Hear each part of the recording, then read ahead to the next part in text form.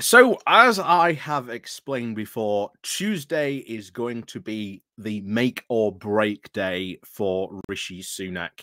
And for those of you who don't know and who are hearing this for the first time, saying, "My God, are we about to change Prime Minister again, or go into some possible general election, or are we going to see another really, really messy and mudslingy and ultimately a Tory party election that would probably rip the party in two. There would be nothing left. The next Tory leadership election is going to be a no holds barred, bare knuckle fist fight. And when that happens, oh boy, are their punches seriously going to be thrown? But how have we got here? What's happened? Why am I telling you that Tuesday could very well be the end of Rishi Sunak? Well, as you all know, the Rwanda plan, the much vaunted plan to somehow solve all our immigration problems and get down all this backlog that's clogging up the asylum system, and will finally go back down to quote sensible numbers. Yeah, it's a complete pie in the sky idea. The idea that, you had even Michael Gove on TV this morning being challenged when even not only the Rwanda government, but the entire bill that the government is publishing basically says that Rwanda will only take about 200 asylum seekers at a time. And not like they'll take, 200 now and 200 next month. No, 200. That's it. That's all they will take. And yet somehow they expect this to act as some sort of deterrent, that this will stop people crossing these small boats, that this will hamper them, this will make them think twice. No, we've said this before. This plan is doomed to fail before it's even begun. And yet you had Michael Gove saying that, oh no, that's not the case at all. The numbers are uncapped. It's not even what his own government bill says. It's not even what the Rwanda government actually says. But before we get into more of this as well, please do remember to click on the like, share, and subscribe button. And of course, down below, there are links to my Patreon page and a one-off link called Buy Me Coffee, where you can, buy me coffee. And of course, as always, thank you very much to all those people who do help and support the channel. There's also the Pony Club as well down below. You can join. And of course, there's the YouTube thank you button as well. So, what continued from that? We know the Rwanda plan's not going to work. But Rishi Sunak went out and did a press conference to announce that this bill was going to be voted on this coming Tuesday, and that this would go through. And even when he was asked, is this going to be a vote of confidence in him? He said, no, not at all. There's going to be no vote of confidence in me. And of course, he also blamed the fact that even though Labour's not voting for it and said, we're not going to vote for this deal because it's not going to work, he then blamed Labour that if they didn't back the Rwanda plan, it was somehow their fault that the bill would not pass. Even though I'd like to remind you, Rishi Sunak is a prime minister with a big conservative majority. He should have no problems being able to pass bills. But this is where we are. Why? Because Rishi Sunak has done the exact thing that Theresa May did with her Chequers deal. On one hand, she tried to placate the conservative Remainers who were like, well, actually, we don't want this super hard Brexit they are going for. We prefer a much softer Brexit. And on the other hand, she tried to appease the conservative leavers who were like, no, we have to go, leave the EU, full hog, World Trade Organization, here we come. Pew, pew, pew, pew. And of course, we all know what happened to her. And this is what exactly Rishi Sunak has now done.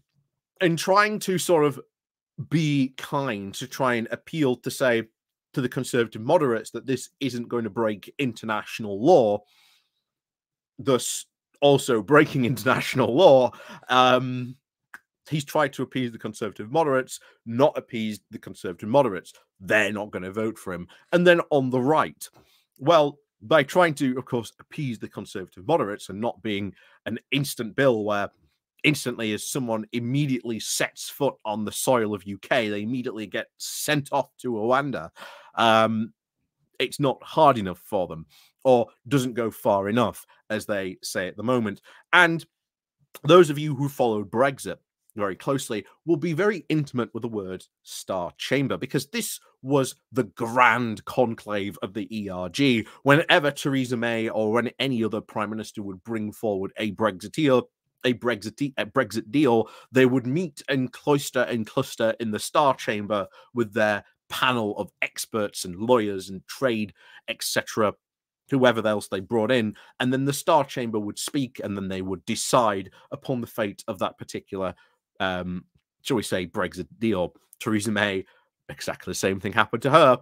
Guess what's just happened? The Star Chamber has met and assembled, not only just with the ERG, the New Conservatives, and of course the Common Sense group.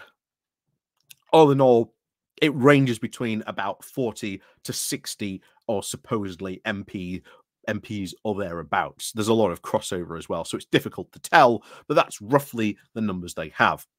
And remember, Rishi Sunak was only defeated just last week by 26 Conservative MPs voting against the government.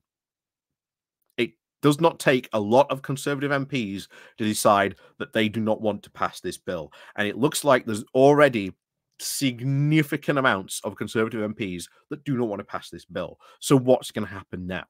Well, honestly, I think we have to add to the fact that maybe this bill gets taken off. Maybe this vote does not even happen at all. Rishi Sunak has realized he's going to lose this vote, and if so, there will be consequences for that. So, in a bid to save himself, he decides, pulls the bill, pulls the vote. It doesn't happen. The other thing, of course, is he goes forward with the bill and he loses, in which case there will probably be a couple of things that might happen from that. Either A, he will step down and resign, there will be a vote of no confidence, or he will have to call a general election. He will have to do one of those three things. He cannot continue in that position.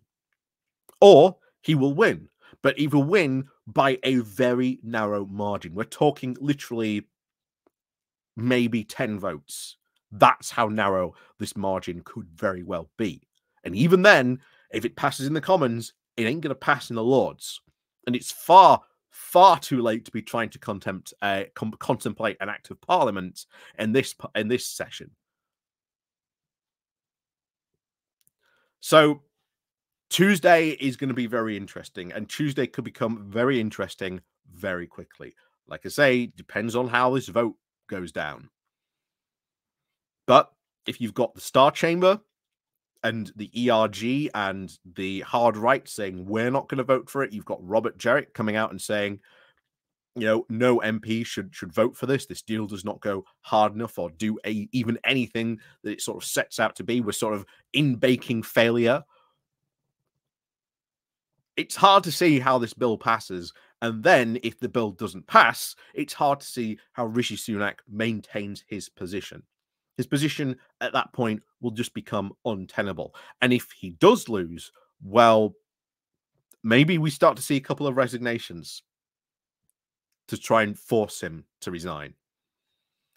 There's probably a lot of people on Tuesday, depending on how this vote goes, that are going to be suddenly put on resignation watch if the vote fails. Make no mistake, Jerrick did that for a reason. He knew the bill was going to be bad. He knew it wasn't going to work. He didn't want anything to do with it, so he jumped ship. He prepared for the Tory future.